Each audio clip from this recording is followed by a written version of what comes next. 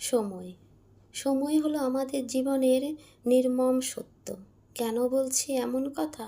সব কিছুকে অগ্রাহ্য করা যায়, কিন্তু সময়, তাকে অগ্রাহ্য করা যায় না। সোনার চামচ মুখে নিয়ে কটা মানুষ জন্মায় বলুন তো?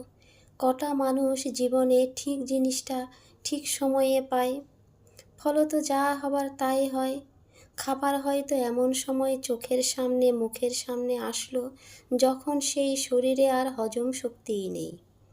পোশাক আশাক জামা কাপড় সব থাকে থাকে সাজানো, কিন্তু পোশাক পরাটাই যে এখন বড্ড বোঝা হয়ে গেছে।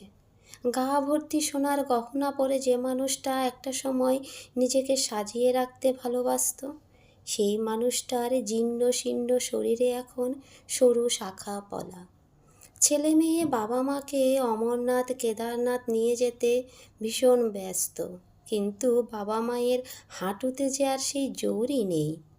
আবার হয়তো এমন মানুষও রয়েছে যারা অর্থ নিয়ে বসে রয়েছে, শরীর স্বাস্থ্য ভালো আছে, মনের ইচ্ছেও রয়েছে, কিন্তু পাশে তেমন মানুষ নেই যে জিজ্ঞেস করবে খেয়েছো তো। এই হলো জীবনের কঠিনতম বাস্তব সত্য। এই আমাদের কি বুঝিয়ে যায় বলুন তো? সময় হলো ভীষণ ফাঁকিবাজ। সারাটা জীবন ধরে সে আমাদের সাথে লুকোচুরির খেলা খেলে চলে। নমস্কার। কলমেও কণ্ঠে গোপা।